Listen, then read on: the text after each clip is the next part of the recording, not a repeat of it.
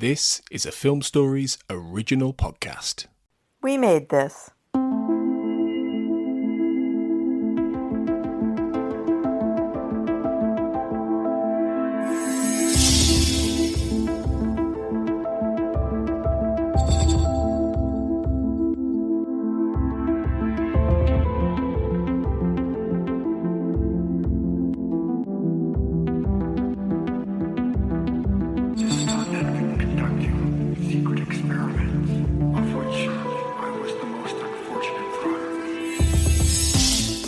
Hello everyone and welcome to the Xcast special supplementary deep dive into the Sixth Extinction Part 2 Amor Fati. The truth is in here. This is going to be a really interesting one because it's got allusions to a film back in 1988 in the Last Temptation of Christ. I'm hoping that's the right year because I've completely tried to remember that off the top of my head. And we're going to be talking in depth about the episode and how it relates to that. But before we do that, there's a couple of things I need to go through. I need to introduce my guests, and I also need to just give this proviso that I have deliberately not listened to Carl and Tony's discussion on the main show about this episode. So I do apologise if we do go over some things that have already been covered in that recording. But I am told that they've spoken on that episode about us doing this. So we have two guests for this evening, and those guests are Marlene Stemme and Darren Mooney. First up, Darren, it's been a while since we've spoken. You know, I think we've already recorded the Millennium episode, which is due to air soon. But the last time I spoke was probably back in the Time Is Now kind of era. So how are things going? I love that much like Millennium itself, by this stage, the Time Is Now is almost completely forgotten. It's like, gee, I can't remember how long ago that was. It's like Chris Carter has had an additional show that was released and cancelled after only 3 episodes already. That's how long it feels like it's been. But no, it's good to talk. How are you? I'm good. It's I've had my second jab this week. So for COVID, as we're still in that kind of world at the moment, so I'll give it a couple of weeks and I should be fully vaccinated and clear. And I'm not going to go mental. I'm not going to go to the nightclubs in a few weeks' time or anything like that at all. But it does feel like things are progressing now. You know, I've no longer got the grey hair, if we're going to use Frank Black illusions. But yeah, so I'm feeling good from that perspective. Work's been ridiculously busy. With a lot of things in COVID cases and isolations and all that kind of thing. So, hopefully we're seeing, the last kind of thing of the real serious lockdown that we've had over the last 16 months, and we can start to see what the new world looks like. So, yeah, overall, I'm good. I'm really disappointed to hear you won't be out clubbing because I was really looking forward to having you back on the scene. Oh no. Right, that is something I have missed. Dear. Have you really? Marlene, welcome. It's nice to see you. It's been a long time. Yes, it indeed has. I'm excited to be here, but very tired, and you might say having a far more mundane battle between the spirit and the flesh than either Mulder or Christ is having in this discussion. And that my spirit is very willing to be here, but my flesh is ready to take a nap. So we'll see how this goes. I think it's going to be great. So if we hear any of Darren or Kurt shouting, it's to wake Marlene up, in other words. Or if I just start talking gibberish and you need to make a pun out of that, then by all means.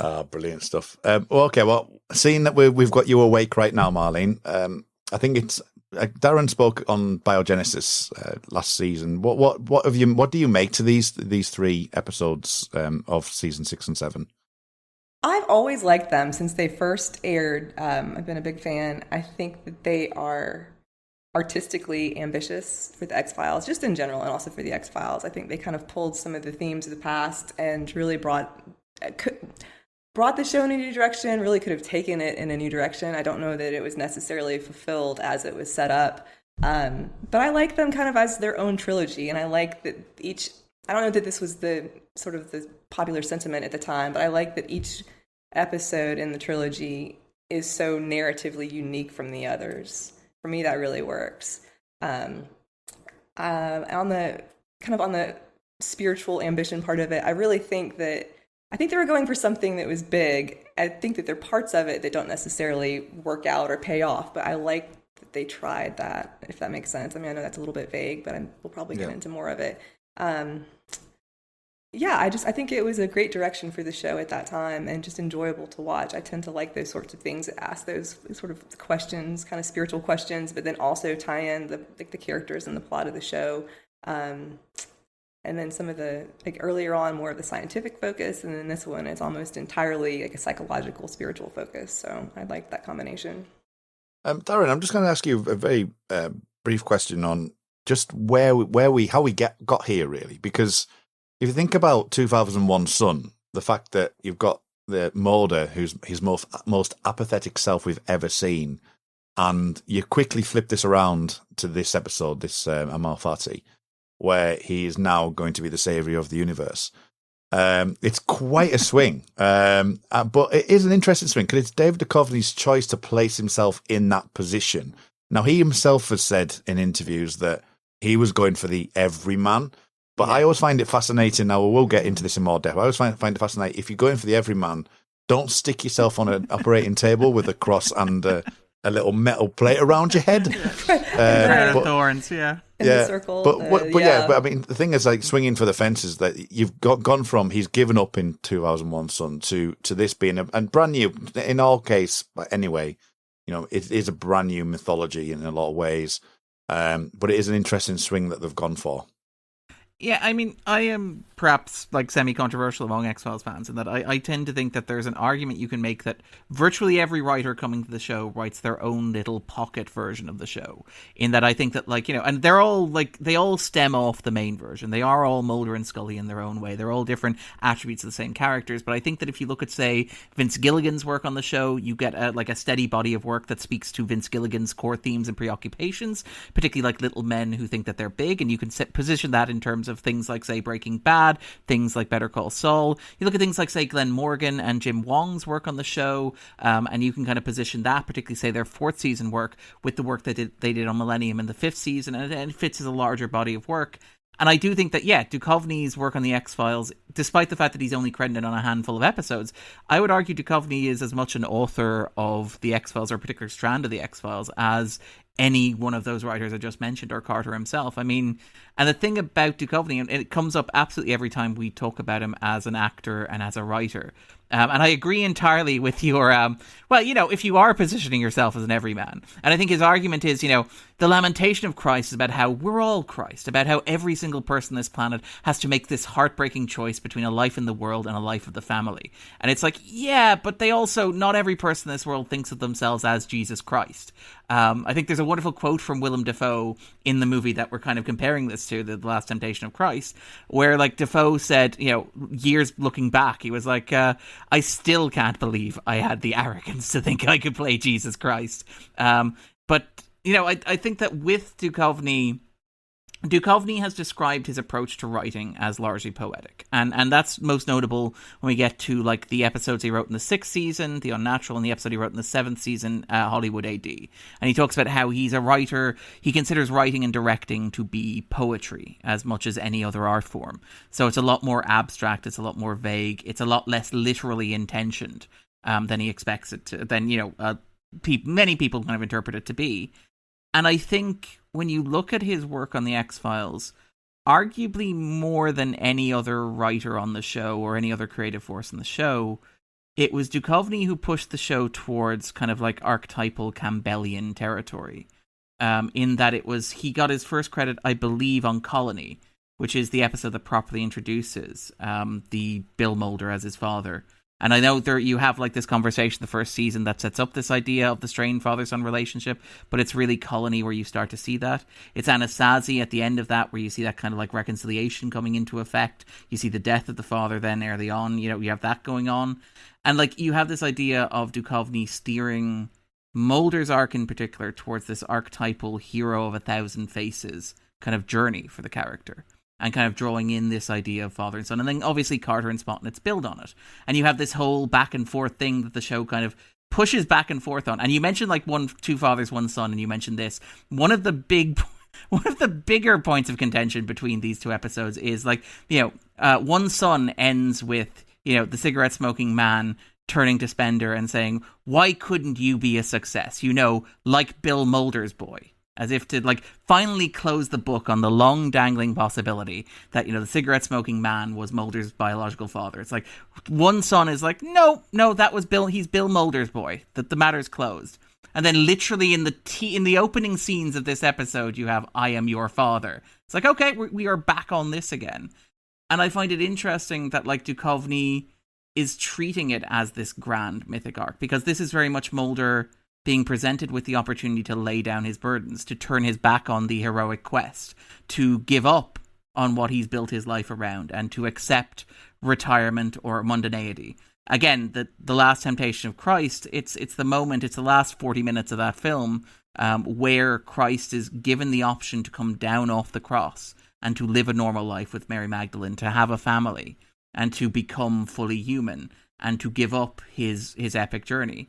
So I think that's probably kind of how we get there, is that like Duchovny as a writer is very interested in these very big, very mythic, very archetypal journeys for the character that kind of push towards the father and son stuff, and then push towards, you know, the classic narrative stuff, and naturally the relationship between Jesus Christ and God, and the Gospels are arguably one of the core foundational texts. So I see where we end up with kind of what we have here in this interpretation of Mulder. I would say that would be my kind of broad strokes take on it, I think. Oh no, I was going to say, like, I think that Colony was his first, if I'm not mistaken, David Duchovny's first story credit, and then this was his first actual written by credit. And I think that there's a difference there, because I think a lot of the content that we'll discuss, both from the book and the movie, The Last Temptation of Christ, is very overt in this, whereas I think that story, like Darren was talking about, and some of those archetypes are more, they're more the X-Files mythology with layers of that, whereas I think that this is such a directly lifted, both from the book and the movie. I mean, there are parts of it that are just, you know, I mean, I think it's an homage, and rather than, you know, plagiarism. Yeah, no, I mean, it's intended very specifically to mirror that content. And I think that that's a very kind of an interesting evolution, seeing David Duchovny contribute to stories, and then, as you were saying, the development of how he is perceiving those relationships archetypally, but then going into his first writing credit, where it's just such a direct thing, and then brings in so much more of the like whatever the, you know, the original content. And I think it's just, as a little side note, I think it's interesting too, as like a lot of the X-Files has to do with dual nature, like the person's dual nature or being's dual nature. And that's, I think, a big part of, you know, like the biblical story of Christ, and then also the Last Temptation of Christ, the way that Kazantzakis wrote it and the way that Scorsese directed it really pulls out that sort of struggle. And I think both Colony and, you know, the Last Temptation and the Sixth Extinction, Amor Fati, really focus on that as well. And so I kind of like that theme that goes through there. And I think the overtness of the content makes you better able to kind of see all those parallels going along too. Yeah, I mean, was The Unnatural not written by just him though, as well? That was season 6, wasn't it? Yes. So that was the season before this. That's true. That's a good point. I guess it's his first like mythology written by credit. Then, Bounty Hunter as well, which is his character probably, but no, the reason why I mentioned The Unnatural for is just for you, Marlene, just for yourself really, is as Darren alluded to, and as you've spoken about there, is it's interesting how like sort of it permeates through like sort of the Campbellian story that obviously David Duchovny is really interested in, but also the way that things have developed, that he's been let loose on, say, The Unnatural, for example, and the abstract nature of that episode. And then to come from that to this, which is like, it does feel there's a progression there. And then obviously we're going to see Hollywood AD later on in the series as well.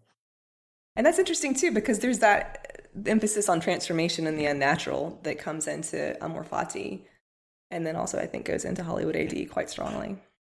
And we should note, by the way, actually, just to get this out there, because like Duchovny is a very intellectual writer in terms of like, you know, I mean, there's a Cosmopolitan interview, I think, from like 96, 97, where they talk about him keeping a copy of Campbell's Heroes with 1,000 Faces kind of in his trailer. There's an interview he did with Playboy where he talks about like how, as an actor, he wants to give Mulder a Joseph Campbell journey. I think we talked on like The Time Is Now, Kurt and I, about how when Glenn Morgan and James Wong took over running the second season of Millennium, one of the challenges that they faced as writers was that Lance Henriksen was a more intellectual rather than a more emotional rather than intellectual actor. So they found that like they could talk to Duchovny and they could explain the character's arc in mythic terms, but with Henriksen he needed a more emotional hook to go into. He didn't have that kind of appreciation for the Campbellian monomyth. And I think it is like particularly in terms of Duchovny, it's worth noting, famously, he was, I think, one paper away from completing his PhD in English, if I'm not mistaken. He was all but dissertation. Which is, and again, that's kind of like, I think that's where you see him coming from, because his work is very, very postmodern, very self-aware, very understanding of how myths work or how stories work. I mean, one of you might be able to answer this because I haven't looked into this too much, but because, as you mentioned, it's more of an homage than a strict plagiarism of the thing. It's almost like a love letter to it. Do you remember much in the press around this time, or what was happening around this time regarding the fact that, you know, it was obviously such an homage to it? You mean the press around the X-Files doing? Yeah, but around the X-Files doing, the Last Temptation of Christ kind of thing when it originally aired. I remember knowing that was what that was going to be, and I was familiar with the Last Temptation of Christ, but because I remember I was very young, but I remember when the movie came out and some of the press around that and the controversy about that and so forth. So I was interested in it. I hadn't watched it and I hadn't read the book, but I did both kind of in preparation for the X-Files episode, knowing that it was going to have that content in it. So I remember that being, you know, among those people that would follow and read about the X-Files. I think it was, you know, they were aware of that. I don't know just generally that anyone else or the casual viewer at that time would have put that together. Yeah, like Duchovny, to his credit, was like fairly open when talking like to Cinefantastique, for example. There's a couple of tweets. Eat the Corn is very worth seeking out, and like a lot of the commentary that I could find from Cinefantastique, including people like Paula Vitaris and Dan Pearson's. Like I love Dan Pearson's like take on Amor Fati, where he asks, "Daring dramatic experiment?" Or Duchovny's calculated over-dramatized retort to his tormentors in trying to figure out like where exactly Amor Fati lies in like David Duchovny's like artistic statement of where he is right now. But I do think there was an awareness of it. I think like that metatextual aspect is certainly not new. It was there on broadcast, and it was certainly they were talking about it as well, I think. Well, let's before we start talking about in depth about it, then let's briefly discuss The Last Temptation of Christ. So. Darren, you've just done a summer of Scorsese last summer. I don't think you touched upon Last Temptation, did you? I think it was one of the films that you didn't cover. But at the time of airing, Marlene mentioned the controversies. I mean, can you give us a brief insight into kind of what the controversies were there and kind of the reaction to it after it was released as well? So as you alluded to, last year on the podcast that I co-hosted 250, we did a summer of Scorsese, looking at Scorsese's movies on the IMDb 250 and occasionally sprinkling in bonus episodes along that. We didn't get to cover Last Temptation because like there are, I think, 40 Scorsese movies, and that would be a year of Scorsese, and we weren't quite ready to commit to that. So that was unfortunately one of the ones we skipped. But I did watch along as I went. I tried to keep up and to follow his career as it goes, and Scorsese's career in the 80s is fascinating. But long story short, in terms of Last Temptation of Christ, Scorsese is, I would argue, one of the great Catholic American filmmakers in that his Catholicism is essential to his filmmaking, and not just like The Last Temptation of Christ. I mean, the cliche of Scorsese as a mob movie director, all of his mob movies, I would argue, have a very Christian theology. I think like Casino in particular is a movie about what happens when men think God isn't watching. But even things like Silence, things like Mean Streets, all like throughout Scorsese's filmography, there's a very Christian, very Catholic worldview. And famously, when he was shooting Boxcar Bertha, X-Files, future X-Files guest star, who Marlene pointed out we will have to reference later on as well, Barbara Hershey, was filming Boxcar Bertha with him. And she brought the book to Scorsese. Scorsese read it. He was immediately taken with it. He had, at that stage of his career, already decided that he wanted to, at some stage, do a biblical movie, because he was again, like many of the Hollywood brats, the movie brats, he'd come up like of a generation with the movies of the kind of 50s or whatever, and he wanted to make his own biblical epic. It took him, nearly 20 years to work up the credibility and the kind of like support to be able to do it, to get away with making it, in large part because the collapse of the New Hollywood movement at the end of the 70s, his own failure at New York, and then slowly building credibility by making bankable movies, like, for example, The Color of Money with Tom Cruise. That sort of stuff eventually convinced, and I believe it was Paramount originally agreed to give him $14 million to make the movie, which was a tiny budget at the time for what was essentially a biblical epic.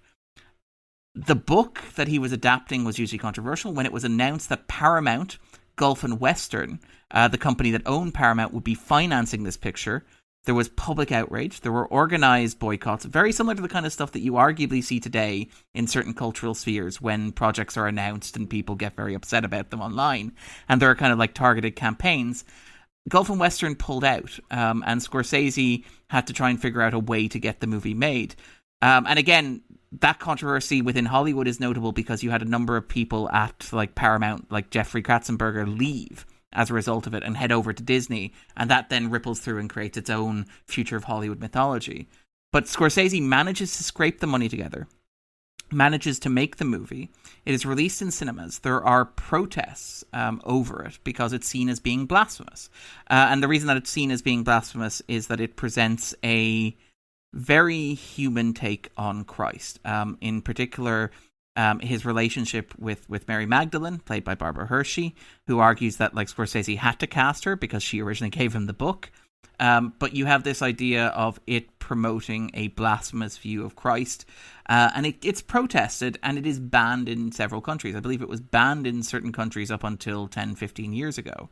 And yeah, that is it basically. It was, I don't know if it was ever actually screened in Ireland where I lived when it was released, because it was seen as being an anti-Catholic text, which is ironic given Scorsese would consider himself to be, and I would consider him to be, one of the great Catholic filmmakers. And I think there is a school of Catholic criticism that argues that both the film and the book are quintessentially Catholic texts, because they grapple theoretically with the idea of what it means for Christ to be both human and divine simultaneously, and trying to reconcile those two in ways that the canonical Gospels don't necessarily entirely square.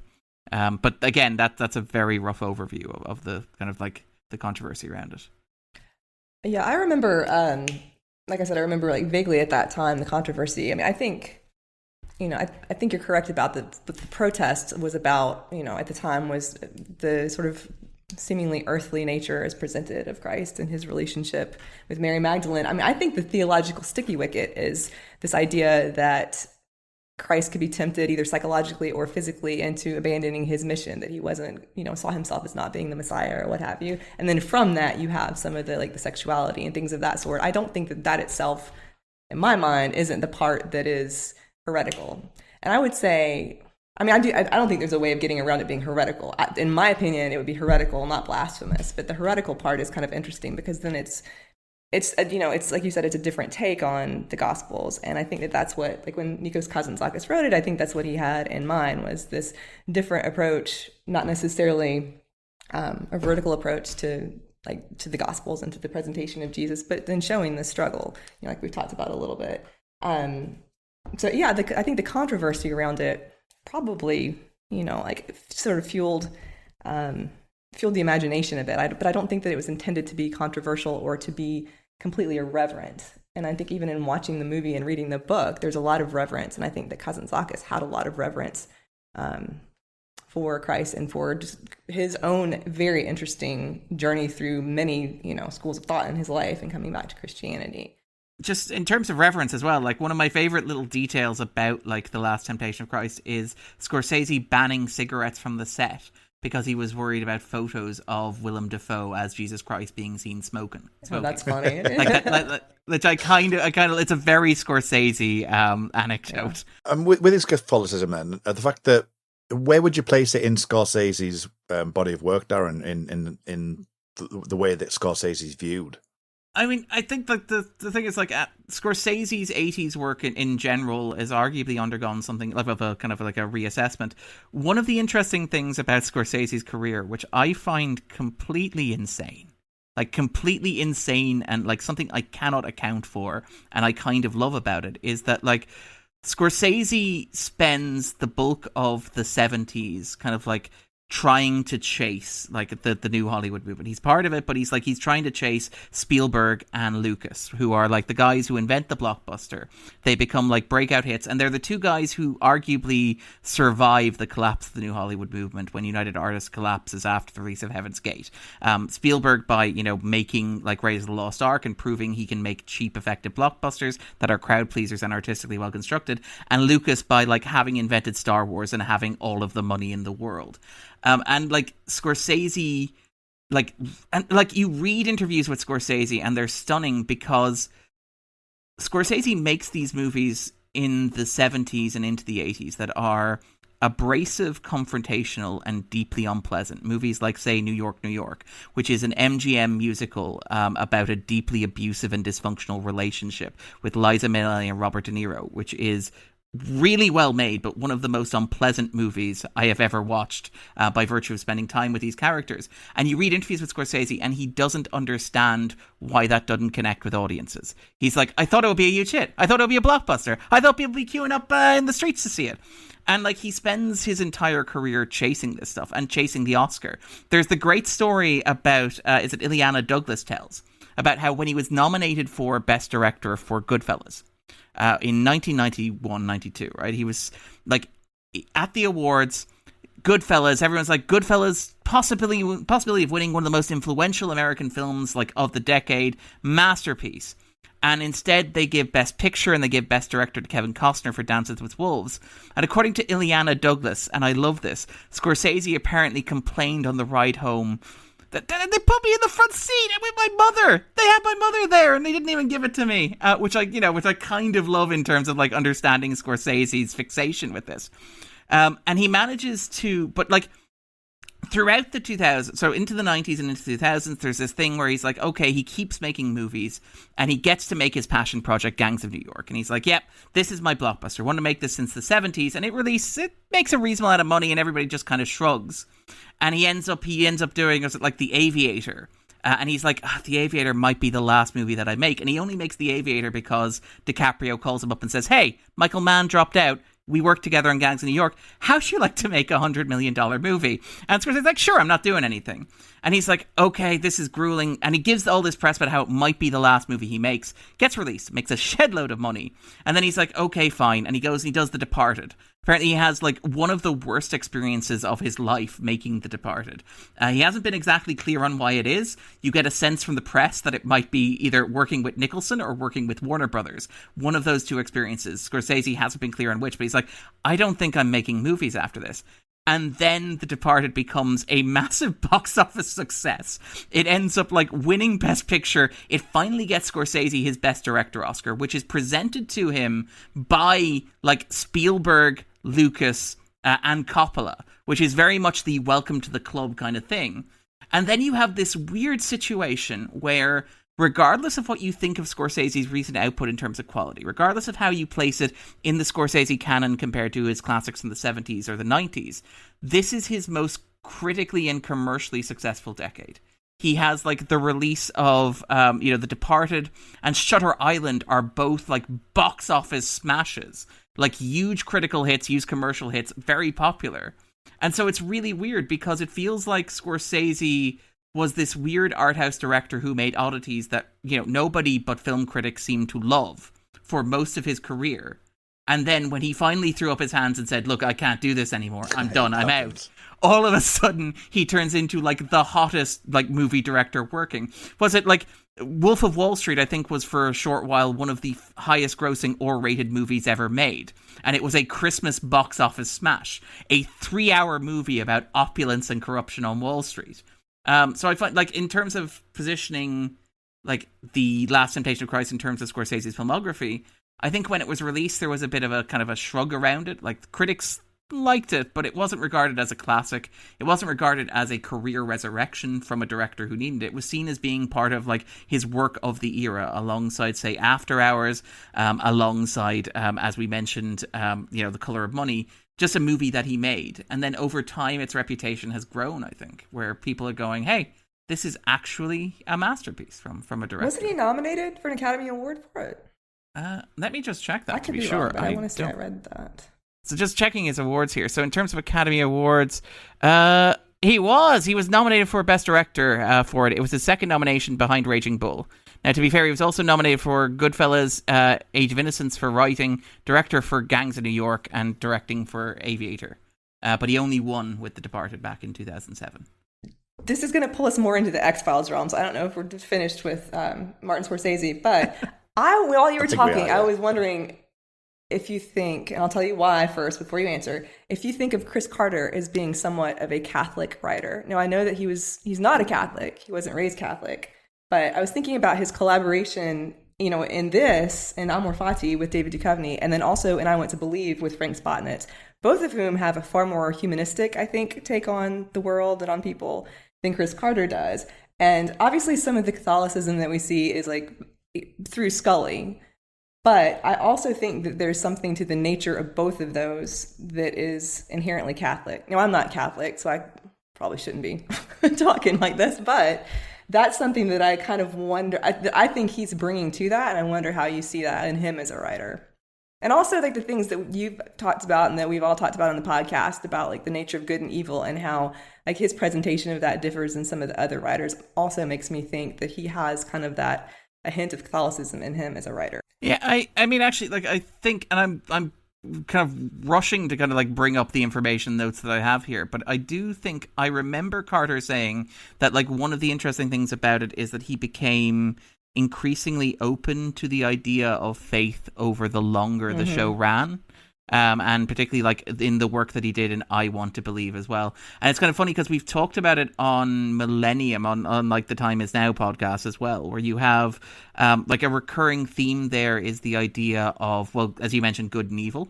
And the idea of Carter as somebody who believes, and again, it might be overly simplistic for me to frame it like this, but Carter believing that evil is something that exists outside of us and gets into us and changes us and corrupts us, as opposed to, say, something that begins inside of us and manifests out through us. But I do think that there is an argument for him as, I suppose Catholic is probably a good way to put it. It would be a theology or a moral worldview that I would recognize through my own upbringing. I should say I am a lapsed Catholic. I am kind of agnostic now. But I did grow up in the Catholic Church, and I did do Sunday school and all that sort of stuff. And the way in which there's a lot of the morality of the X-Files and the morality of Carter in general that I do kind of resonates with me on a kind of a primal level, which is this idea of we are flawed creatures trying to understand the world, trying to gaze upon and make sense of a world that is governed by forces that are larger than us and perhaps beyond our comprehension, and all we really have to go on is fate. And in particular, and again, this is something I think I talked about with Kurt on The Time Is Now, one of the interesting things about Carter's work as a writer and director, and again, this is something that I consider, personally, I'm not speaking as anybody with any theological expertise, to be clear, but it's just something that when I see it in his work, I think this is something I associate with Catholicism and my religious faith, or the religious faith I used to have and kind of still never really kind of let go of.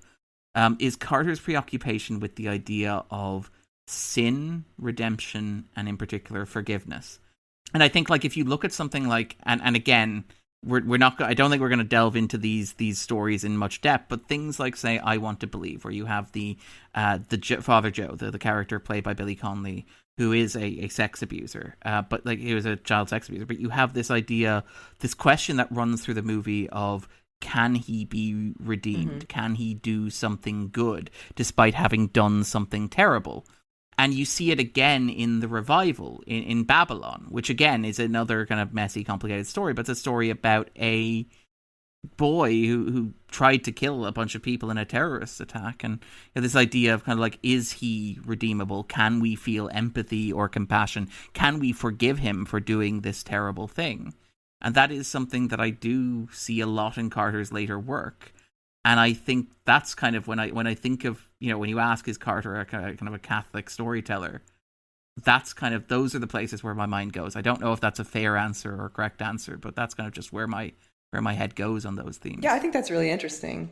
The Father Joe part makes me, and I could go on about I Want to Believe forever, but I'll make this somewhat brief for now. I think that there's the... Wait to the I Want to Believe minute, Marlene. Right.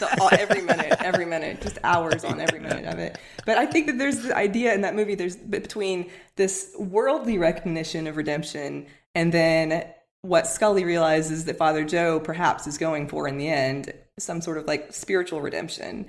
Or not necessarily a recognition by the world. That wasn't what was important. But I think that kind of ties back through through Amor Fati and through the Last Temptation of Christ, and this argument that Judas and Jesus have at some point earlier on about the like physical rebellion. Like, is it the body that needs to be freed first, or is it the soul, and what's primary, and so forth?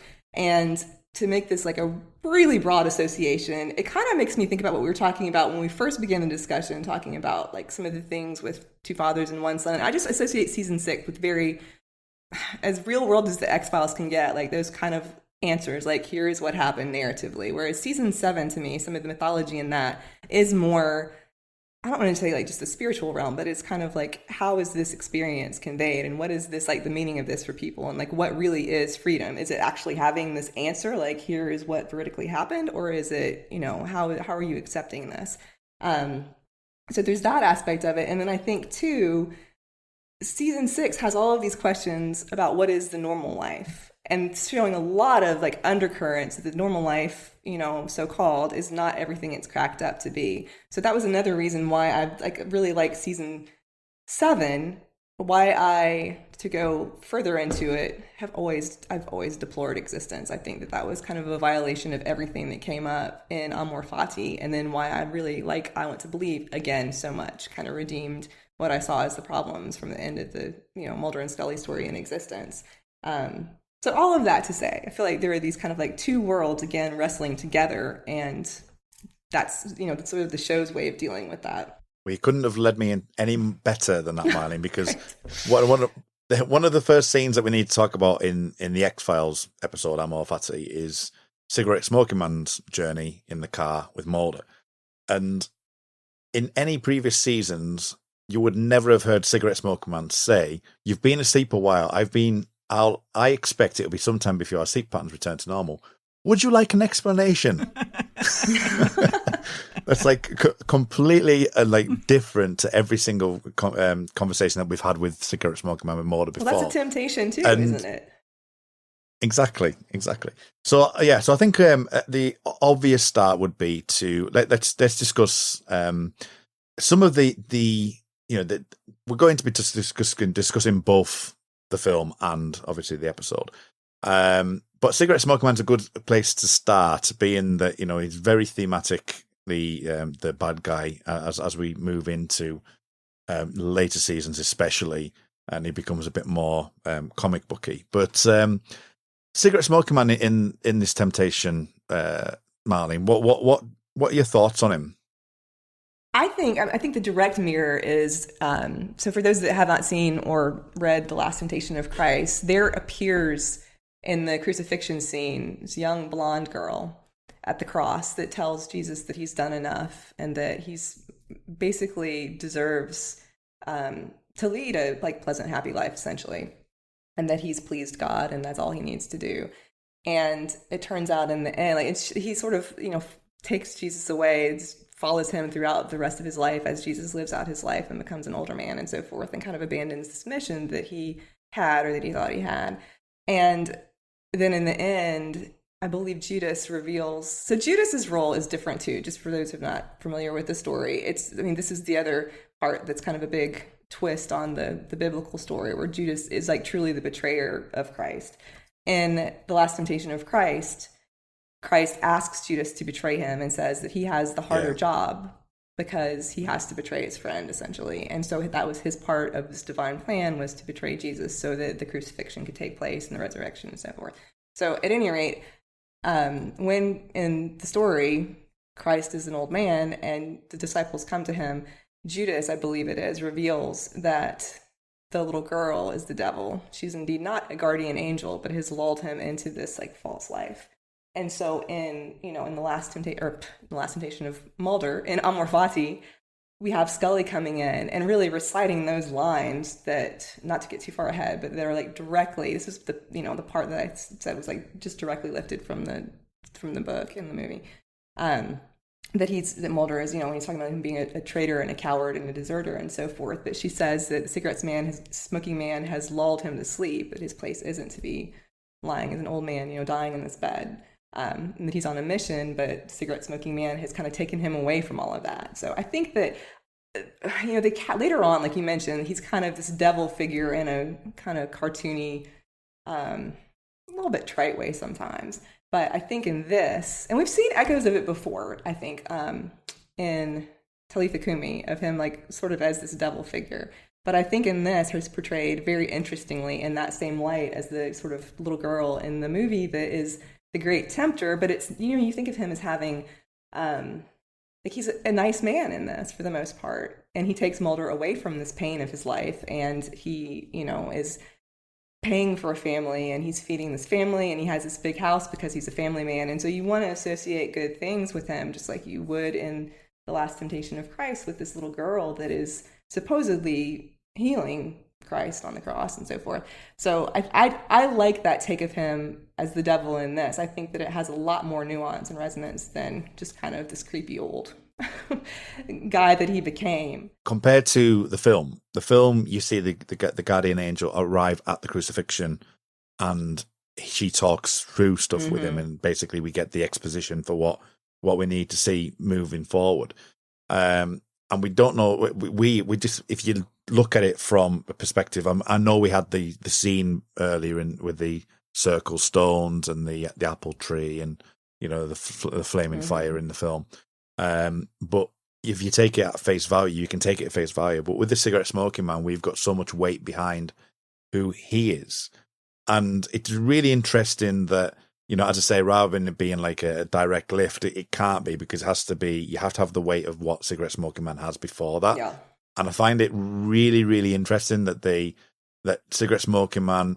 And if you go back to, like, say, things like the Redux trilogy, where his sister's shown, and all of that comes back when you goes through and you see that she's living across the street and things like that, which is all, obviously, playing in his mind, which is another thing as well, which it seems like this is coming from within Mulder's mind compared to what the Last Temptation of Christ is more what's being given to him.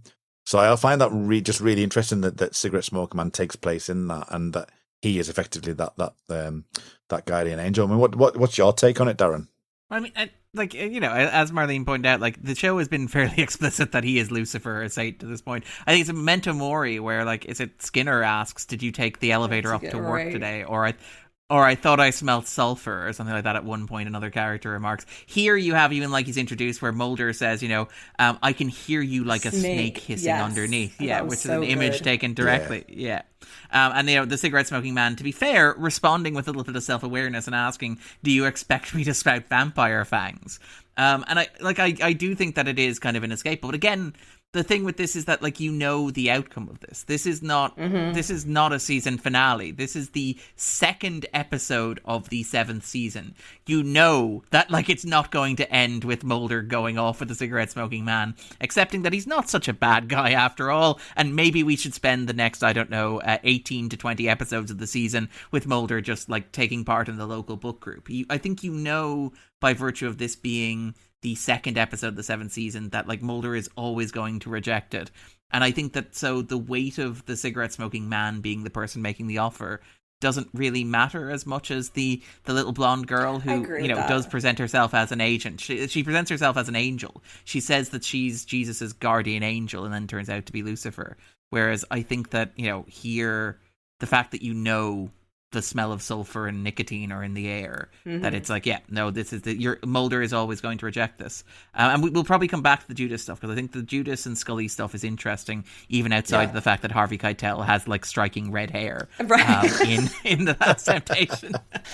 Oh, yes. Yeah. Oh, I definitely think I didn't factor that in. The redhead Judas. Yeah. I think this cigarette smoking man, he's a reflection of the guardian angel character, because it's obvious that not only because it's the second episode, but because of, like, what Kurt was talking about in the background. We know this character Mulder is not going to end up with him permanently, just because of the nature of the show. But I do think that it opens up, like, a deeper look at the story, given that he's put in that parallel position.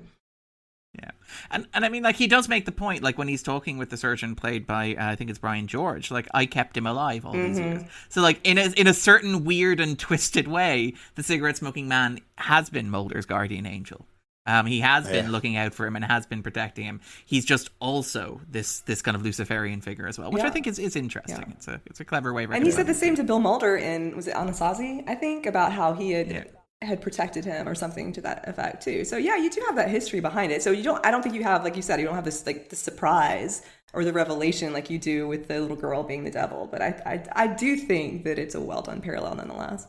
Yeah, I think it's more of a peek behind the curtain. It's Mulder's fascination and desire to get the truth compared to what could have been, and I think it's really interesting. And there's a moment which we'll talk about shortly, which is a small moment in just outside the house itself. It's when Cigarette Smoking Man says, "And why don't you take a look around, and you don't know what you know until you're leaving it." So it's like to push him into that mode of like, you need go and see what the other side is like. Which is really interesting, and the fact that right at that beginning he's effectively, which I think is slightly different, is like he's been effectively, why would you want to go back to Scully? This is where you need to be now. The handcuffs will come off when you're ready to, when you don't want to leave, kind of thing. And it's interesting when they come off, and I do get to speak about Diana Foley again, which is bizarre. Oh, good. It all comes full circle. Yeah. Well, I mean, it's not the main episode though, so we'll skim over it. We're right. What we should acknowledge though, actually, and Marlene kind of made this point, but it's worth going back to and focusing on, is that like this is very much a continuation of themes from the sixth season, where in the sixth season you have this kind of tension running through the show about like Mulder and Scully and the idea of domesticity between the two of them. So things like Arcadia, where they actually like go and live in suburbia, and you have this idea of like maybe they don't fit in, maybe there's something monstrous hiding underneath there. But even in episodes like Dreamland 1 has a sequence where Mulder and Scully are in the car and they're talking about stopping about the car, that getting out. And like what I find interesting about Amor Fati is that you get that sequence with the cigarette smoking man, where the cigarette smoking man is having that conversation with Mulder, and they do stop the car and they do get out. And I think that you could argue that this is, like, as the second part of the premiere resolving the cliffhanger from the sixth season, it's a nice thematic bridge. Because, like, and again, even in the sixth season, you have episodes like, say, Terms of Endearment, which is about, like, again, monstrosity hiding in suburbia and in these beautiful houses. And the idea of, like, what a normal, in inverted commas, family looks like and what that represents for Mulder and Scully. And obviously, even Two Fathers, One Son is about a dysfunctional family unit, and the X-Files always has been. I like the idea that like Amor Fati is kind of just wrapping up that kind of thematic baggage from the previous year and saying, well, okay, the logical conclusion of that arc, like of that story that we had in the sixth season, or that kind of like recurring thematic subtext of like, what if Mulder and Scully settle down and go life in the suburbs? What if, well, we actually just do it? What if we just show you it? What if we just show you Mulder going to the suburbs and living that normal life that he kind of, you know, again, intersected with in Dreamland 1 and Dreamland 2, but and Arcadia, and kind of like played that out as a kind of a nightmare as an alternative to this. I think it's a very clever way of kind of closing or putting a button on that, I think. Yeah, and also quite a nice touch is the simplicity, because it's saying about going back to a normal life, but a lot of the push on the Last Temptation of Christ was that it was this simple life. It was simplicity of working rather than just being a suburban home, which is obviously an updated version of what we get in the X-Files. But things like the sunflower seeds being in the fridge, for example, is a perfect example creature of comforts that he mentions. So, yeah, which is really in the mundanity and the simple life. And you hear, I think I believe it's in that scene when Deep Throat reiterates this idea, like, you've done enough, like you've sacrificed enough. Yeah, well, that was my next point, because I know we'll talk about Cigarette Smoker Man again when we get to the kind of the Armageddon aspect, which we'll talk about when we're talking about Scully.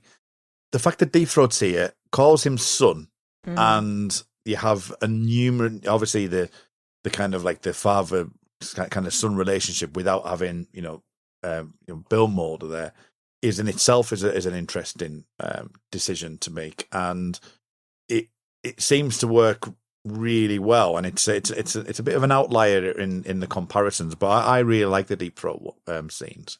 Yeah, no, I really like it as well. I like that quote about "you're dead." No, just really Relaxed. relaxed, which is a lovely line. And like, I actually like, and bringing Deep Throat back, and obviously him being a character who like died in the first season of the show kind of haunts the show, and this idea of Mulder like having all this kind of weight on him, because I think, he's talking about how all these people who have like died and sacrificed for his quest, his father, Dwayne Barry, this thing that affects Scully. What I find really interesting, and kind of Marlene, I think, kind of again alluded to this, kind of set this up early on, in that the idea of the sixth season is largely about resolving narrative. It's about tying up story. It's about resolving plot beats in terms of the mythology. It's like Two Fathers, One Son. Again, I talked about it with yourself. I talked about it with Carl. I think we had this kind of conversation about like, how much does Two Fathers and One Son really resolve, given that like most of the named characters end up escaping at the end. But the idea was that it kind of like closed the book on the conspiracy and the mythology and the alien colonization plot, at least for the time being. And like, I think when we talked about like the kind of the biogenesis, the kind of question of like, well, what's happening now? Like, what is going on? What next? Scully has that scene with Mulder in the elevator where she's like, look, you've exposed the conspiracy. What next? What do you do next? And I like the idea that the question in Amor Fati is like, it's kind of unspoken, but it hangs in the air. Is like, but what is Mulder going back to, basically? Like, outside of like finding Samantha, who is physically here living just across the road from him, like, what is Mulder, if he walks away from this suburban life, what exactly is he choosing? Because the conspiracy is dismantled. He knows virtually everything that he needs to know, as Marlene pointed out, about everything that's going on. He's had all of his questions answered. So what exactly is he going back to? And I like the idea that it is just a philosophical principle of truth. It's this idea of awareness, because that's the thing about like The Last Temptation of Christ, is it's a fundamentally religious text in that, and and the X-Files, like as we kind of alluded to, at this stage is arguably a fundamentally religious question. The truth is out there. The truth, is no longer, well, there's an alien colonization happening in conjunction with various parts of the government. It's more a spiritual question of like, well, what is the meaning or the purpose of all this? And I like that idea kind of running through the show, and it runs through the seventh season as well. We have things like Enemy, where I think the men in the spaceship are described as angels, if I remember correctly. You have like the boy Closure. says he's killed by angels. Yeah. Yes, yeah, and it turns out to be the fallen angel. It turns out to be the cigarette smoking man. Who also, I don't want to, it's hard to interrupt you, but I was thinking about this earlier today. He also cigarette smoking man describes himself to Scully as Marjorie Butters, the older woman in the story. He says that he is her guardian angel, which I thought was an interesting connection. And obviously then you have like the conclusion of the Samantha arc in kind of Closure and Sign und Zeit, which is, I would argue, explicitly religious more than like plot based or like conspiracy driven and stuff like that. So I like the idea here that it's like Mulder's choice isn't between going back and doing a thing or stopping a thing or like, fighting the conspirators. It's just an existential spiritual choice between choosing to continue to search for answers, even if the questions are more abstract and more, faith-based now, to be honest, or just accepting the life as has been presented to him. I like that those are the stakes. I think that's really interesting about the kind of story here. I do too. I totally agree with that. I think it's not, there's not a physical reality that he's choosing like this or that are sort of like equal in terms of their nature. But I think the what is he choosing question, or like what is he going back to, goes back to this dream that he continues to have of the boy on the beach. Somehow, like the mystery of that, I think, is part of like what's pulling him into that other life. And I think it's kind of, I still don't know exactly how to put this together, but I think it's very interesting and somehow related that Scully has this visitation from Albert Hosteen twice and almost connects through her prayer with Albert Hosteen to Mulder in this vision that he's having the entire time. And even the way that the filming goes together at the end, the way the scenes are put together, makes it seem that way to me. So I think that all of those choices that he's making And that kind of like sort of almost, it is sort of a spiritual dream I think he's having of this boy on the beach and rebuilding the sandcastle that's the UFO that kind of ties into what I think Kurt alluded that we're going to talk about with the battle going on outside, and that in the Last Temptation of Christ has to do with like the destruction and rebuilding of Jerusalem. I think all of that kind of goes together, but I like that it has that very childlike like expression in this dream that he's having in his mind of the little boy on the beach. Yeah, I mean, well, while we're there now, because the boy is something I was going to bring up as well. So you do have the direct pull of when you see Jesus in the barn that he's in, and you can see the red skies of Jerusalem outside, and you can feel that, and you've got the matte painting in the X-Files for the UFOs that are shooting down all the skyscrapers and whatever. But you don't really have this dream within a dream in Last Temptation, and it's like almost like a replacement for God, being that the spaceship has been that question science versus religion, and that's the kind of thing that we're looking at. But also, like you say, the Jerusalem thing. I mean, Darren, what do you think to make to the boy? Because this is something that is slightly different to the way that the Temptation of Christ is, and I think is a really effective way of actually sort of visualizing, and not having that God kind of figure there. It's more of a case of asking that permanent question. Yeah, I mean, again, like the thing with like what the child represents is something that is still debated in X-Files fandom to this day. And like to Duchovny's credit, and I think Carter himself is like who co-wrote this. And I mean, I'm gonna guess that like a lot of the detail of like what was happening behind the scenes involving Carter and Duchovny writing together was handled in the actual podcast episode. But I do think that like Carter has come out and said, David Duchovny, who co-wrote the episode with me, wanted the image of the child to be open to interpretation. So he thinks that like the interpretation of the child being either Mulder himself or perhaps representing Mulder's future or potential child are both valid interpretations of that scene. And I like that it's deliberately abstract and deliberately left open to the audience to determine on their own, which is, again, is something when we talk about the X-Files, is something that I really like about the show, is that it leaves these spaces open that you didn't see a lot of in 90s television, particularly not in like primetime network television. You'd have to look to a prestige show like something like The Leftovers today to get something similar. Personally, my crazy read on that has always been that, and again, this is very reductive and probably not at all fair, but I do wonder if that image of the sandcastle on the beach with the son or with the child being constantly built and washed away and built again the following whenever it happens. I can't help but imagine, like, given Duchovny's talked about how tired he was, how exhausted he was by like the demands of producing television day in and day out, it reminds me a lot of like how people talk about making something like television, where it's like you have 6 days to make this thing, to construct this thing, this monument, and then it gets washed away at the end, and you have to start over and do it all again and hope that it works itself out. So I always kind of like wondered if that was maybe what informed a lot of Duchovny's kind of work here. I do also think it's worth noting that I believe Duchovny's first child was born a couple of months before this episode aired, so it would have been when he was writing this or when he was planning this, and I suspect that probably informed a lot of the kind of subtext of it, particularly in terms of this idea of, and again, reductive, have no real source for this, I'm probably reading too much into it, don't quote this as any authority, but the idea of somebody who has to choose between a home life and a work life, and a work life that, where the question is, are they going to be fulfilled in doing that work life versus the pleasures of like being at home and having a family. I can't help but imagine that may have informed or shaped some of that in terms of Duchovny writing this. So I have I'm going to tie this from a different angle. It's a less real world take, because I think it's supposed to represent our relationship with God, at least in the story, because if you see at toward the beginning, kids they're building the what just looks to be a sandcastle, and then it's washed away, and Mulder encourages him, like, it's okay, you can build it again, like, you can redeem this and keep going. And then later on, when the kid is destroying it, he says, like, this is your, what does he say, like, your, I don't remember if it's sandcastle, I don't think he says ship or spaceship. Yeah, he does, like, your spaceship, and you're destroying it.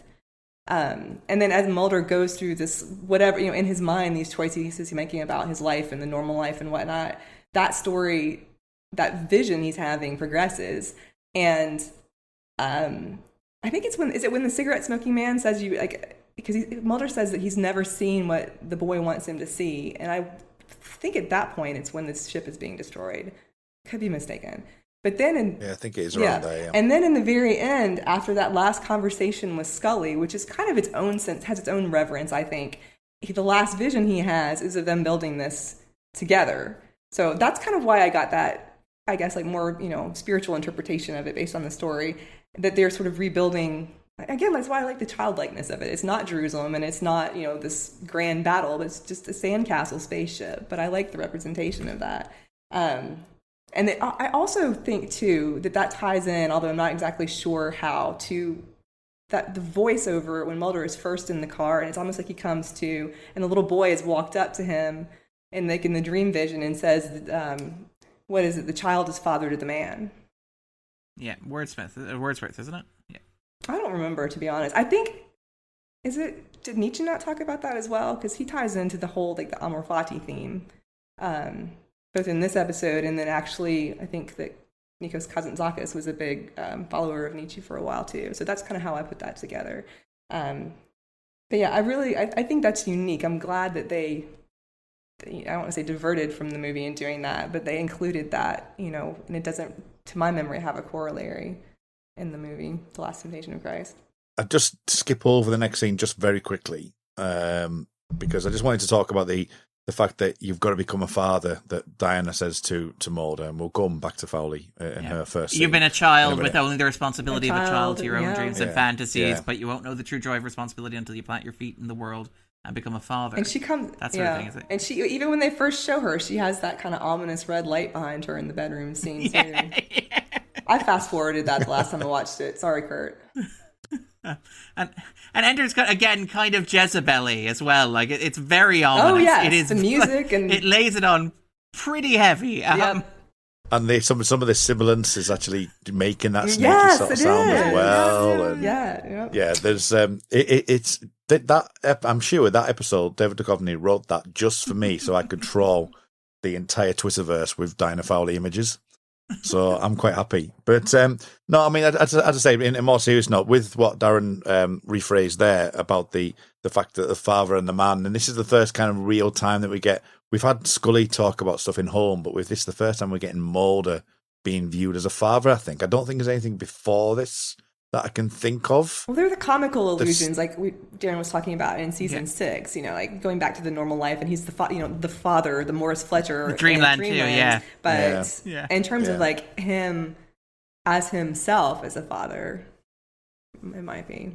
You talk about the ominousness of Diana Fowley. Let's talk about the handcuffs. Will only come off when Diana Fowley's in the bedroom with him. That's fine by me. I'm quite happy with that. But I mean, the main crux of The Last Temptation of Christ and this with Diana Fowley is obviously the Magdalene stuff, and this is kind of the first part of the marriage in the film. And then when she does get pregnant and then God takes Magdalene, there's quite a lot of reference within the scenes that we see with Fowley, the children, the marriage, the death. So this is the kind of a real big subject point, to be fair. I think it's also not just, it's a big subject point, but it's also some of the filming is similar to the way that it's filmed in the movie, and just the way that time progresses, it's very surreal. And then sometimes I don't know the technical term for it, but the way that they would cut a scene or not cut it. Like there's a point when Mulder, it goes from, what is it, like they're marrying and then and she's pregnant and then they have children, and then he, I think within that same frame, turns and sees himself in the mirror with gray hair and then turns around and she's dead. So all of that, the way that's done, I think pulls from the way the movie is filmed to make it even more obvious. And then there's that kind of like low tone heartbeat sound, I think, underneath it in the musical score. I think it's an interesting parallel of her as Mary Magdalene too, because these are both in both of those stories, these are women that have sort of a ambiguous past connection with the main character, with Jesus or with Mulder. Like, that there's some relationship that they've had in the past, but it's not quite sure what it was. So I think that's that part of it just like it blends well as well. It is the most recognisable for me. It's the most recognisable part that apart from the very end with Scully and Judas. I think too. And these two are the main parts. I think that kind of have that homage. I think too that there's this. I've heard different interpretations, but there's this sense, I guess, in some threads of Christianity as Mary Magdalene as kind of like the redeemed sinner, that Jesus saw something in her. Like obviously, in the Bible, that relationship later on, like we see in the Last Temptation of Christ, did not occur. But there is the idea that, like with the scene early on when he stops the men from stoning her and has like he who is without sin among you cast the first stone, that whole part, he's obviously seen something redeemable in her. And I think that the parallel there is Mulder still like in his like real, even in his real life, like what we saw in Two Fathers and One Son and so forth, whether valid or not, and it kind of comes to this at the end of Amor Fati too, when Scully says like, I know she was your friend, that there's something in Diana Fowley that Mulder sees as being redeemable and ended up being that way, really. I mean, I think that that's another interesting part of this episode, is that like Scully says that it was like her key that led her, Scully, to Mulder, and that she thinks that Diana Fowley gave her this book at the end that had the little hieroglyphs or whatever in it, the clues. And it's sort of maybe predicated by the conversation that Scully had with Diana Fowley, but there was something to her that was redeemable. And I've heard other, interpretations of Mary Magdalene that she wasn't necessarily a prostitute, but that some, theology since biblical times has kind of put her in that position, but she had a different role among the disciples and so forth. So I don't think that that's really clear, but I think that the way that the story is traditionally told is that she is kind of regarded as the redeemed sinner in the same or similar sense, to how Diana Fowley is in the X-Files. Do you want anything to that, Darren? No, I pretty much everything Marlene said there. I mean, I do think there is a lot of, like, again, Magdalene is a hugely controversial, divisive figure in terms of how she's presented in Christianity. Again, the idea, I think there's some debate over whether or not she's been conflated with other characters from the Gospels in order to create this narrative of a fallen woman or a woman of ill repute who becomes Jesus's follower. And I think there was some debate about whether or not that was a political concern back when they were like writing the Gospels and trying to construct Christianity as a religion, as an organized religion. But again, that's probably something that is well outside the remit of this podcast. Right. It's interesting, but probably outside. But it's fascinating to delve into. And I do, like, again, this is the thing where we get back to the Diana Fowley stuff. And like, I know that you love her as a character, Kurt. I find her a mess of uncomfortable cliches and stereotypes and archetypes. And I don't necessarily, like, I wish that she was like Barbara Hershey's Mary Magdalene from The Last Temptation of Christ. I wish she was that figure who was kind of complicated and who was, and I mean, I don't think like Mary Magdalene from The Last Temptation of Christ is one of Scorsese's most complicated female characters, but I do think she's interesting and has an inner life that I don't necessarily believe that Fowley has here. I think that Fowley is only seen through the eyes of other characters, and she doesn't necessarily have a lot of agency in the narrative. Sorry, this is me being mean about Fowley. I apologize for that. It's a bit of foul play here. She's not a character that has an inner life, though. You're right, and I think that in the Last Temptation of Christ, some of it really, I mean, this is outside of scope too, and probably heretical. But I think that some of the characters some of the female characters, particularly in the Last Temptation of Christ, have an inner life and a sense of mentation that you don't see in them, or I don't see in them in the Bible. And perhaps I'm not reading it deeply enough, but I think that is kind of fleshed out in that story. Obviously, it's an interpretation of it, but I think that that's very interesting. And I think that, like, you take a character like Scully, or somebody like in the X-Files that does have that, in contrast to Fowley, who of course is an occasional character, so you can't necessarily expect the same of her. But there is a kind of a cardboardness, or like a sort of reflecting onto her what the other characters see. Yeah, I mean, I think I always will say that I think Fowley was a missed opportunity. That's the way that I've always seen Fowley, is that she's written badly, didn't really work, but should have worked better than it was. And I didn't like the reactions in some ways. One of my most visceral reactions is the way Scully reacts to Fowley in the end, and it's not anything to do with Fowley. Okay. So it's more like as Fowley as a concept has always been something that I've thought should have been handled better and was worth doing. It's just that they did it really badly. But saying that, we talked about the red light behind the, in the bedroom, and then the following day you've got the bright light, the white lights in the in the garden, and then you get the marriage and stuff like that. So there is this kind of moving story of going from the red to the white. So in the Last Temptation, you've got when she's taken because she's happy as well. You've got so there is like sort of comparisons to be made there as well, which I find really interesting that they would do that. Scully is the complication because Jesus didn't really have that complication in mind ish. Darren's looking at me. Well, I would say, again. I think one of the things that, and Marlene kind of mentioned it back at the start and kind of laid the groundwork for this. So again, I'm just building on what Marlene said. But one of the great things. One of the things that I absolutely, and again, this is one of the things where I'm talking about my own understanding of my own religious beliefs, of my own experience with Catholicism. I am not an expert in Catholicism. Please consult your local priest. But what I've always found interesting about Catholicism, my relationship with Catholicism, has been the idea of doubt as being fundamental and important to it. That faith isn't faith if you don't have doubt. If you don't wrestle with doubt, if you don't understand doubt, if you don't grapple with doubt, then your faith is not necessarily as strong as you think it is because you haven't challenged it, you haven't interrogated it, you haven't studied it. And I think what I really respond to in The Last Temptation of Christ is the way in which it repositions Judas. And again, there have been various interpretations of Judas over the course of the history of the Bible and of Christianity. But it positions, as Marlene pointed out, Judas is the most essential disciple. He's the most developed member of the cast. He's the one who is most important in terms of plot. He's the one who gets the most time with Jesus. He's the one who makes decisions that drive the plot. And at the end, when Jesus is having this vision, when he's been tempted down off the cross, when he's having the last temptation, it is Judas who shows up and calls him traitor, because Judas has been fighting to the very last. And central to that is the idea of doubt and skepticism as a fundamental part of belief. The idea that your belief does not necessarily mean as much as you think it does unless it's put through the crucible, unless it's shaped and informed by doubt. And I think that's a very nice thematic way of tying it back to the X-Files, where the idea that, it isn't just, again, this is one of the things with Scully as a character, and we've talked about it on this podcast countless times.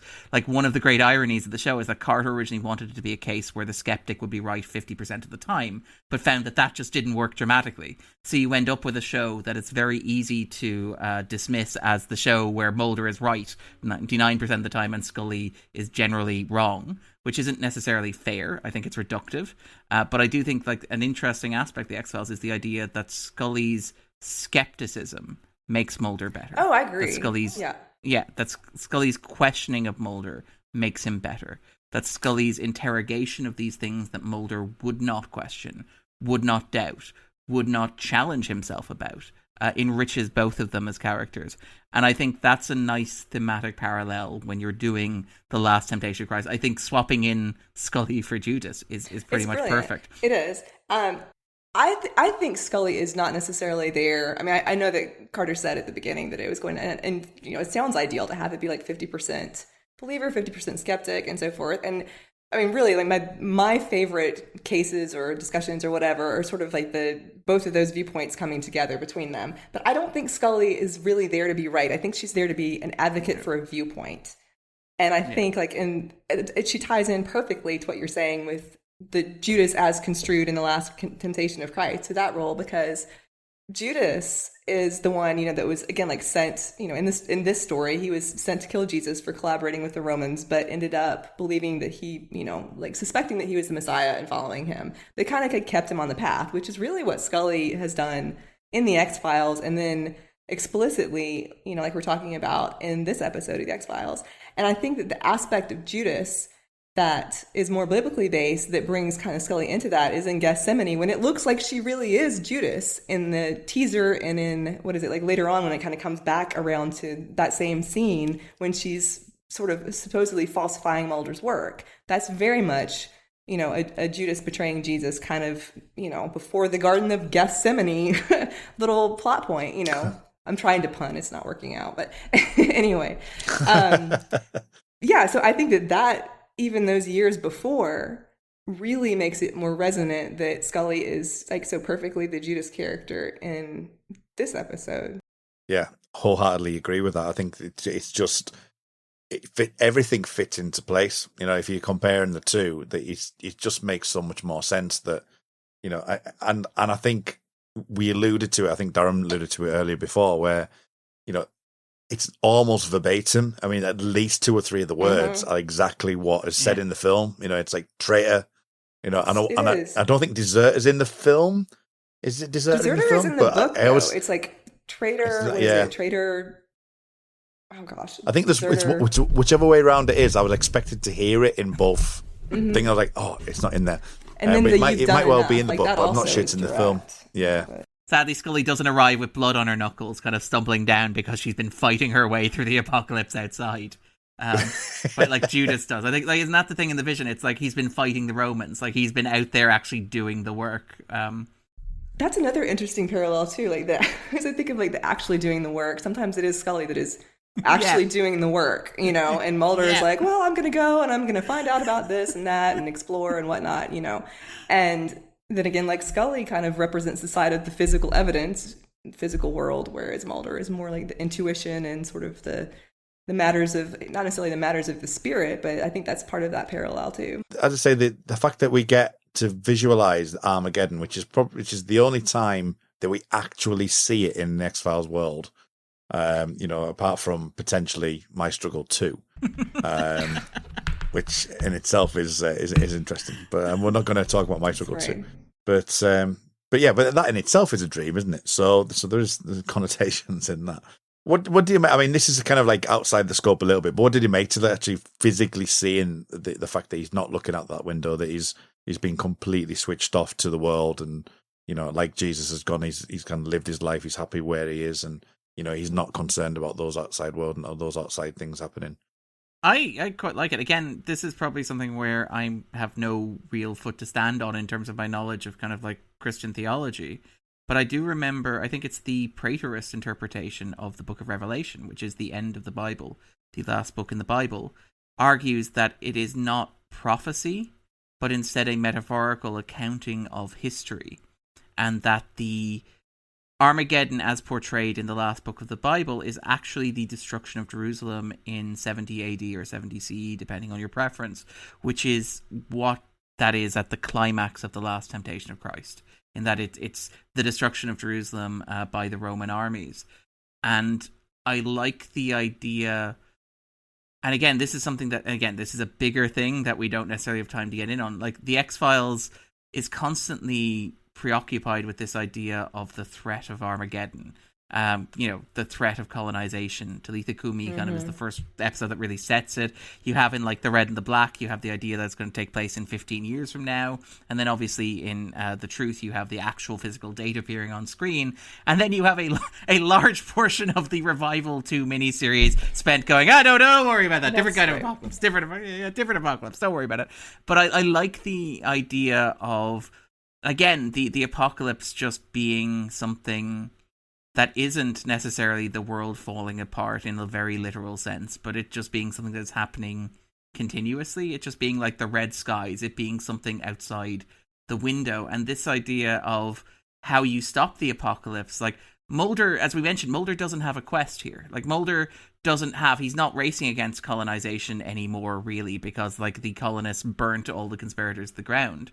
It's just you fight Armageddon by going out into the world, by being of the world, and by continuing to search for truth, not knowing what truth is, not knowing what truth means, not knowing what the truth pertains to. You're just looking in an abstract sense for some sort of spiritual way of making sense of the chaotic world outside yourself. But that's enough to fight off Armageddon. And I like that idea here. And I kind of love that, like, for all that, like, the show has made a big deal about the end of the world and the idea that mankind will be destroyed and the date is set and all that sort of stuff.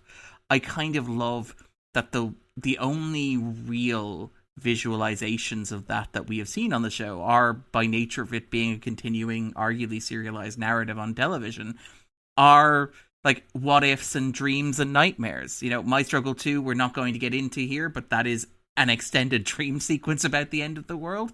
And here you have Mulder looking out the window in one of his dreams, imagining the end of the world. I like that it's not a literal or actual thing that happens. And I guess, you know, again, not to make another Time Is Now reference, but you could probably argue that Chris Carter maybe learned something from the second season of Millennium when it comes to dealing with the end of the world, which is don't break anything you can't put back in the box at the end of the day. I think I disagree with that, because in both Amor Fati and The Last Temptation of Christ, I think that the idea is like, this is history, and Mulder and Christ are turning their backs on it, but history is going on without them. Mulder's not looking out the window, but you kind of, like when cigarette smoking man peels the window back, or the curtain back, you can see that is what's going on, and Mulder's ignoring it. Now, Scully, as she enters his world, knows that that's going on. And in The Last Temptation of Christ, the disciples know that the Jews are, you know, fighting the Romans, and that Jerusalem is being destroyed and whatever. And Judas knows that as well. But then the disciples they've gone on, they're sort of like fallen by the wayside without Jesus. But at the same time, they've kind of gone on living their lives in reality. So I think that is an actual, I mean, who knows in the real world, but I think like in the stories, they're saying that is an actual historical reality that they're presenting. It's not necessarily, you know, known that it's going to be going down exactly that way. But I think it's like they're avoiding whatever is coming up in history in order to, you know, have their kids and live this simpler life and so forth, and not have to worry about it in their own time, you know. I think I remember there's a couple of things just before we wrap up now that I remember. One, the fact that we look over the road and we see Samantha with 3 girls, which I think is interesting in itself, just from a thematic point of view, that, you know, potentially clones or wherever it may well be. And I might be wrong on this, because I might be misremembering, but we don't get anything that kind of mirrors the Paul the Apostle, Harry Dean Stanton character, do we? There's nothing really that kind of stands out for this is what's happened when you don't get involved. Skinner, maybe? A little bit. I mean, I don't know that it's a direct parallel, but do you think maybe? Because he keeps saying he doesn't want to be involved in this. Potentially. It's during the dream sequence. I don't think there's anyone that actually kind of pushes that this has happened because you're not here. Yeah. Aspect, which I think is a great scene. I love Harry Dean Stanton. But that's another podcast altogether. Yeah. But other than that, has anyone got any further thoughts then before we wrap up then? Darren, do you have anything you'd like to add? Anything from your notes? Not too much, aside from, like, again, the sense that we get, and again, this is something that will probably come up again and again over the 7th season of The X-Files, but I like that we already get this idea of, like, if the 6th season was about the idea that the X-Files might continue forever and ever and ever, because it was like, well, we reached the end of the 5 seasons that Carter wanted to do, the 100 episodes that Carter wanted to do, but now we've moved from Vancouver to Los Angeles, and we've got our shiny new contracts, and Fox got us to make a movie, and we're going to continue making this thing. In the 6th season, you have this idea of, you know, the X-Files is going to continue forever and ever. In, obviously, Monday is a big example of it. You could argue it's also there in Dreamland 1 and Dreamland 2. Tithonus is another one about, wouldn't it be terrible to live forever? I like that we are already getting kind of, by the 7th season, we're in like the, oh no, maybe we're not going to live forever. Maybe we're going to have to grapple with our mortality. And you get, in the previous episode, the Sixth Extinction, you get the first zombie that pops up in the 7th season, which will be a big recurring motif. Here you have, like, Mulder himself literally compared to a zombie in dialogue, where they ask about, is he going to spend his life as a zombie? And then obviously throughout the 7th season, you'll see a recurring motif of zombies in episodes like Hollywood AD, in which Mulder imagines Duchovny imagines zombies shuffling around Hollywood, and obviously the Millennium episode that we saw. Zombies in a basement. Zombies in a basement. And I mean, even like Hungry, which is the episode directly following this, the original pitch for that had been a boy is slowly turning into a zombie. So I kind of like that you can see even here the sense of, like, the fear of the X-Files perhaps as a show turning into a zombie, because again, like, everyone's at this stage is like 7 years is a good innings. I think we're about done. I think it's time to kind of wrap up here. And there is a sense, perhaps, of that in the idea of Mulder laying down his burden, so to speak, as well, where it's like, we can imagine Mulder having an entire life from beginning to end. And kind of that setting up the idea that maybe Duchovny and maybe everybody working on the show think that, well, the X-Files is winding down. It's time to kind of close the book on it. So I find that aspect of the episode and the dream sequence kind of interesting as well. You typically get it towards the end of shows as well. Like we've been discussing this in terms of The Last Temptation of Christ. There's a long tradition of TV shows doing similar concepts towards the end of their runs. So I'm thinking of things like, is it the coma dream from The Sopranos in the 6th season, where Tony kind of is shot, I think, by Junior, and then has a coma dream about imagining his life in Los Angeles. Mm-hmm. In Mad Men, you have like this arc, I think, around the same time where Don Draper goes to California. And it's almost like, imagine your life if you just laid down your burdens and kind of gave up on it. And I do think, I like the idea of the X-Files being like, yeah, maybe this is the end for us, so let's kick off what might be our final season with looking at what if Mulder actually had a normal life and lived it from beginning to end. I think there's an interesting element there, perhaps. Absolutely. Marlene, any final thoughts? Yes, and I just thought of one because of something that Darren said, which is that I like this is the beginning to season 7. Had season 7 been a final episode, and I believe I'm hosting Hollywood AD later in our season with Cathy Glinski, which is going to be a lot of fun. But I think that there's a lot. That'll be a good time. But there's so much more, I think, that continues on through that in the character of Micah Hoffman and him, fashioning himself to be Christ, and then realizing that was blasphemy and that the forgeries need to be destroyed and so forth. So I think there's going to be a lot that'll tie into this discussion that I'll try not to go into right now in the interest of time. But I think that I would have liked almost to have that arc be the end of the show in a way, from Amor Fati to Hollywood AD. So a specific thing is in the book and in the movie when Jesus pulls out his heart. It's a lot, I think, that's related to Milagro. Obviously, like the removal of the heart, but then saying that he believed in love, and now he believes in the axe, essentially, once he's removed his heart. And then he kind of like comes around from that. But that ties into Milagro, which is also one of my favorite X-File things as well. Not just in the heart pulling out, but I think in a lot of the stories that are told in the sort of theological story that's told in the church relates to that. So I enjoyed that as well. I think that it's not... I don't know. I think that it's a broader idea, but I think there's this importance of this individual choice in life, because we had the scene, when we talked about earlier of Deep Throat telling Mulder that, Mulder's not the hub of the universe. And Cigarette Smoking Man had said the same thing. Like, you're not, what was it? Like, you're not Jesus. You're not, I didn't say Muhammad.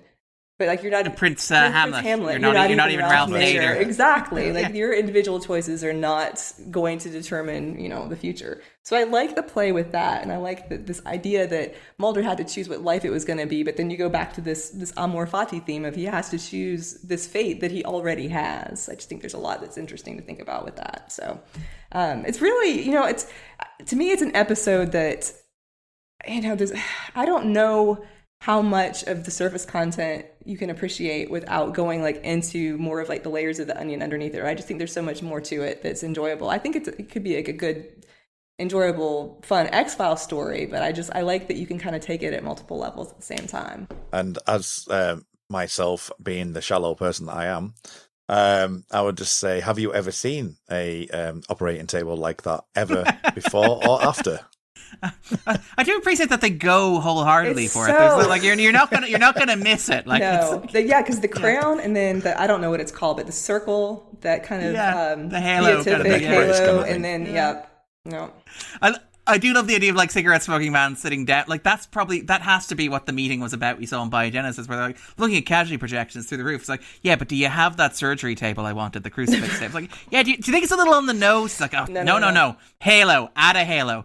And very quick. I mean, the only thing it could double up as like Da Vinci's Man as well. Yes, that's true. Can they rotate? I love the idea that they can rotate the arm, so it's not just a crucifix. Yeah. And also, very quickly before we go, I just want to acknowledge it's nice to see Scorsese getting a shout out on the X-Files, because like one of the big things about the X-Files has been the production team drawing in all the movies that they loved as kids. And I think like Carter's talked about like Raiders of the Lost Ark being a huge influence on him. There's a lot of Spielberg in the show. There's a lot of like Lucas and Star Wars. Like you mentioned the alien bounty hunter Like, that's basically Boba Fett. Yeah. And things like the opening shot of, like, Jose Chung's From Outer Space is the opening shot of Star Wars. I like that they eventually got around to working a way to do an actual Scorsese reference in here. And no, I'm not going to count the mob episode from later in the season. Well, thank you both for coming onto this supplementary episode. I think you're both doing some more supplementals as we go through season 7 as well as being on the main show. Marlene, you mentioned Hollywood AD. Darren, behind the scenes, we've already recorded the Millennium episode, and we're due to be on Orison as well. So that'll be great to do that. But and obviously I'll be scattered through through season 7. So yeah, it's going to be a really interesting season, and I'm really looking forward to seeing how it goes. I've said in the primer for this season that it's not a season that I visit very often, so it's going to be interesting for me from a reappraisal point of view.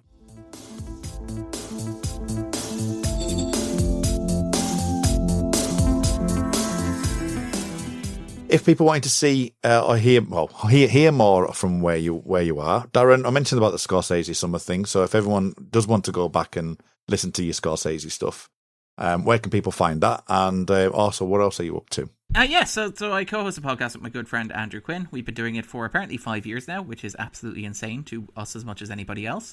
People seem to like it, which is good. It's called The 250. You can find it online with a quick Google. We're on Stitcher, on SoundCloud, and iTunes, on Twitter, wherever good podcasts are not sold. We've been lucky enough to have you on as a guest a couple of times. You're on about Shutter Island, which is, and again, ironic, like that Scorsese's most X-Files movies actually followed the X-Files rather than leading into it.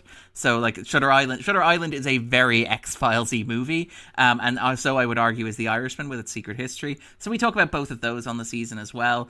Otherwise, you can find me. I'm on The Escapist, where I publish articles twice a week, and I do videos once or twice a week, reviewing new films, covering new Marvel TV shows, and also doing just video essays with the wonderful Omar Ahmed on In the Frame.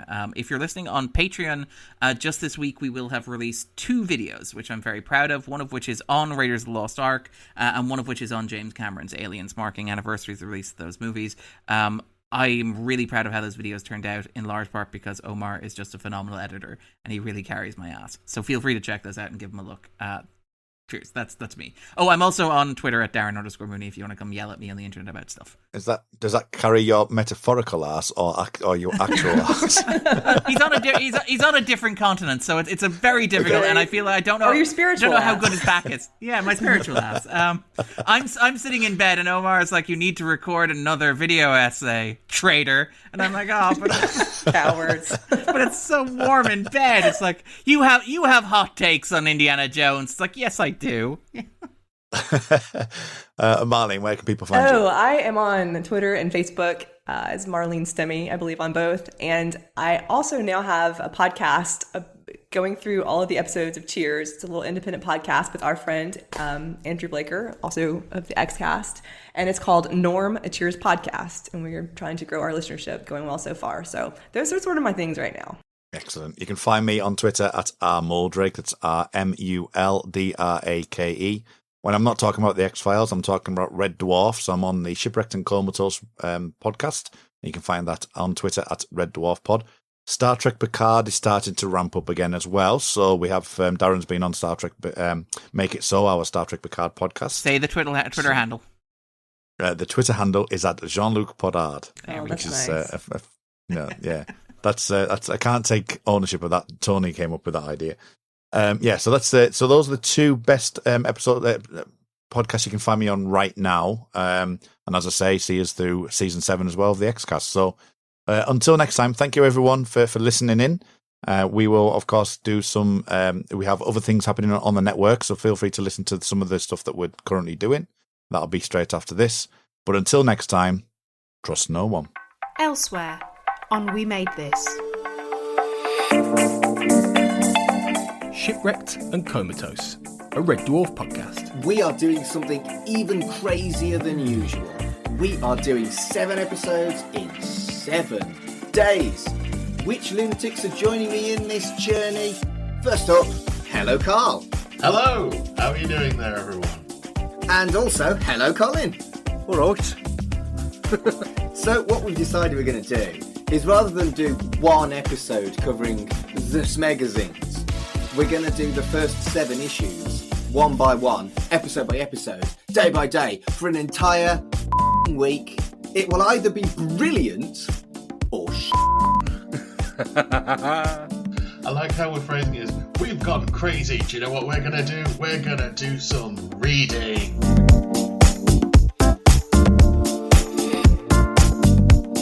The Movie Palace. Okay, let's dive in then. Let's talk Now Voyager, because there's quite a lot to talk about with this film, actually. I just wanted to ask you both, first of all, sort of any interesting personal history with the film. Like Clara, I know a lot of these films we've talked about in the past are films that you've seen as a child and, you know, as a younger person. Is it the case with this one too?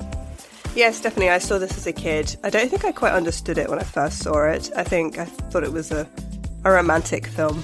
I don't think I really picked up on the mental illness and the sort of abuse.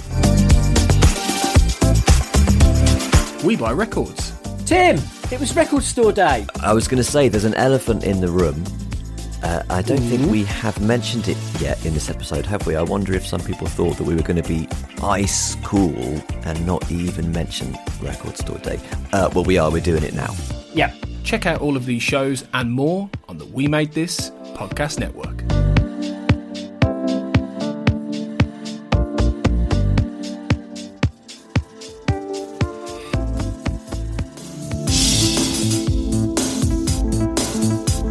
The Xcast and X-Files podcast was created by Tony Black and is produced and hosted by Carl Sweeney, Sarah Blair and Kurt North. You can find the podcast on Twitter at the X_cast, on Facebook by typing in the Xcast, and in our group, X-Files Basement, the Xcast podcast fan group, and on Instagram at the Xcast pod. Don't forget, you can support the show by becoming a member on Patreon. Our patrons get early access to episodes, behind-the-scenes chats with our hosts and a thriving community of X-Files, and other premium interviews and specials. To find out more and subscribe, you can go to patreon.com/thexcast. That's patreon.com/thexcast. We are also part of the We Made This podcast network, full of popular culture shows, including our Millennium series, The Time Is Now. You can find all of our shows at our website, wemadethispod.com, or via Twitter at wemadethispod. Thanks for listening and keep watching the skies.